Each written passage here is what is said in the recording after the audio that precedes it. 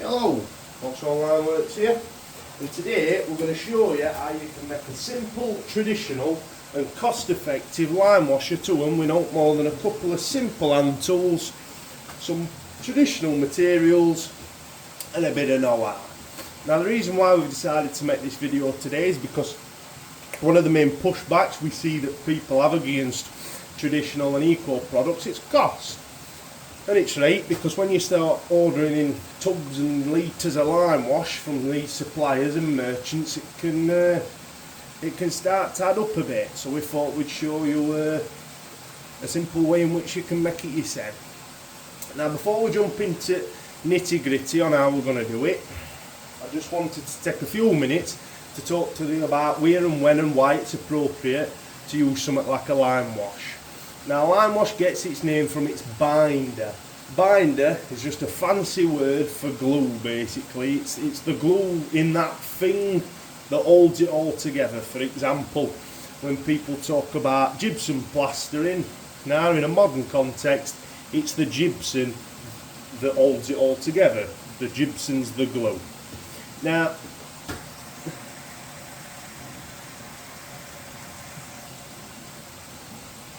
when it comes to more traditionally built homes and traditional products, what ends up happening is that because it's old, it's built in a time when we don't have modern refinery processes.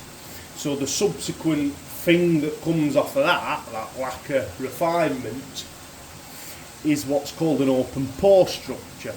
And that sounds, very complicated, but it's not really. It essentially just means that if I were to look at more traditional products under a microscope, they'd look like an Aero chocolate bar with lots of bubbles in them. Whereas if I were to look at a modern product, because it's more heavily refined, it'd look more like a Galaxy chocolate bar, very dense. And that, in some regards, is a good thing, because usually the denser a material is, the stronger it is. But that's not to say it's always an appropriate material to use. So, like this job for example, we've got an old house, less refinement, open pore structure. So we need to adopt that mentality in all stuff we're doing here, from plaster to paint. Now that's the physics and the history and the logic as to why you should use a lime wash in this instance. However, there is a subsequent reason, and that's its sustainability value. Now lime wash, because of its unique sort of cycle, it effectively comes out as what's called carbon neutral, right? And the reason for that is that when you to make lime, there has to take a piece of limestone, add heat to it, then add water to it, then it will release the heat and it will give you back to stone. And in the transitional period from the heat being released to it turning back into a piece of stone, it does what's called carbonification, as opposed to modern binders which tend to set by chemical reaction. So what it's doing effectively in between those two stages is sucking out its atmosphere exactly the same amount of carbon you put in to get it in first place. So that's one reason. My personal sort of favourite rationale or reason, or whatever you want to call it, for using it, because, and this is subsequently because it's eco, is all the products I use either come from Buxton or Cornwall. So if you're comparing a traditional lime wash with its lime binder, which is just a piece of limestone that comes from Buxton or Wales or south of England, as opposed to its modern counterpart where its binder might be, say, petroleum based, a plastic product, well then it's not being sucked out at ground in Saudi Arabia or wherever, shipped off to China and made into, mixed with Christ knows what, and then sent over here for you to slap on your walls.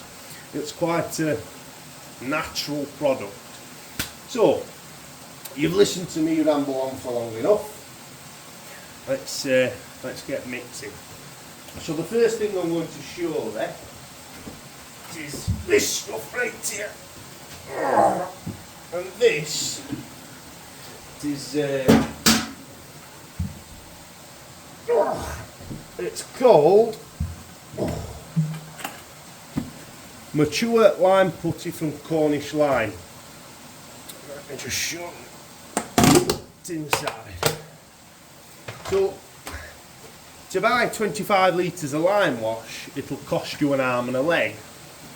However, if you were to buy this 25 litre tub of mature lime putty, and you were to take that putty out, so just to be clear, when we were earlier, we were talking about it, you know, adding water and then it turned into stool and it's sucking carbon out of air.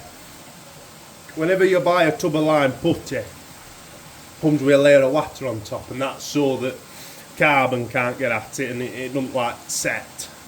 So if you bought this tub here and you scrape out this putty work here, right, when you mix it with water, you've effectively made your own lime wash. Now it varies on ratios. Unfortunately I can't give you a precise ratio for this and mixing with that, but what I can say is even if I mixed it at 1:1, for what's effectively half the price for a tub of lime wash, you've made 50 litres of lime wash for the price of 25 litres of putty.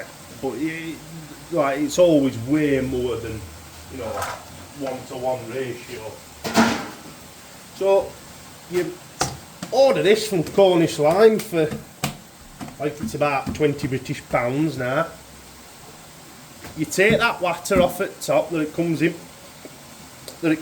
tub, put that to one side, 'cause that's effectively lime wash really. And then what you're going to do is get yourself some sort of trowel, right, scoop it out, chuck it in, and then you're going to give it a bloody good mix. Here's some I prepared earlier. Now, as you can see, this one here is a bit lumpy. And what we're after is the consistency of milk. Between milk and single cream fat, so that might be alright, might just get a bit thicker towards the bottom. So, we've got the tub, we've set the water off at top, we've dumped some in bottom in a bucket like this, we've mixed it with a bit of water until we get the consistency between milk and single cream, which is about where that's at. I'll have to chuck some more in towards bottom. And then all we're going to do is take a pretty standard paintbrush. Obviously you'd want one bigger than this, but I'm doing a demonstration. And what you're going to do to apply lime wash is just paint in little crosses like that, you see, and spread it about.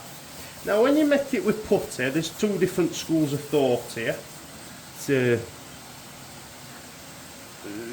One of them's to use putty, the other one's to use powder and put it on hot, and you know, they're both good methods, don't get me wrong. I always recommend this one for more of a beginner, because you don't have to do with slaking, because I've burnt myself a lot over the years. You know, it's just, there's no hot going off, you know, there's no risk of going blind, so that's always a benefit if it's your first time. So the downside to that, to making it this way, is that because you're not able to put it on as thick as you are with a hot lime wash, which is something I might make a video on another time, you're sort of having to layer it on in these translucent coats, and it can take quite an incredible amount of time. You know, it can take up to 7 to 8 to 10 to 12 coats in some instances to get the consistency that you want. However, what I do see a lot of the time is people doing a distemper effect, right? Now you'll see it called a lot at the time, lime washing, but it's not lime washing, because lime washing just means painting with a lime-based binder. Lime washing, that sort of opaque, hodgepodge, higgledy-piggledy type texture thing that's going off that it's quite popular nowadays is more of a style than an actual sort of application. So what I'm getting at is if you paint it on, as I said, in that sort of cross, type like this, in this sort of way, and it don't give you good coverage, it looks quite opaque. Well, that cannot actually be, a bad thing, really. You can, and I've done this on my own house, you can put, 2 or 3 coats on and think, oh God, this is taking forever and I want that kind of smooth matte finish. But when you've done it and you stand back and you look at it, it looks, it's quite charming in its own sort of way. So my advice is, make sure you've got enough to do, God, up to 7 coats of this bloody stuff. Get to 3 or 4. See how it looks and see if you like it, and if you can't be bothered, leave it as is and call it a feature wall. Oh, just 2 important things as well. It's very important to manage suction and to manage shrinkage when you're dealing with lime-based products. So when you do start painting, just make sure half an hour before you give it a light mist in a water if it's a lime-based paint. Yeah. And if it's set and it does seem to be shrinking a bit, just give it some light mistings with like what you spray in a garden, what you spray flowers in a garden with. So yeah, there you go. Simple, traditional and cost effective. Thank you very much for watching. Don't forget to like and subscribe, and see you in the next one.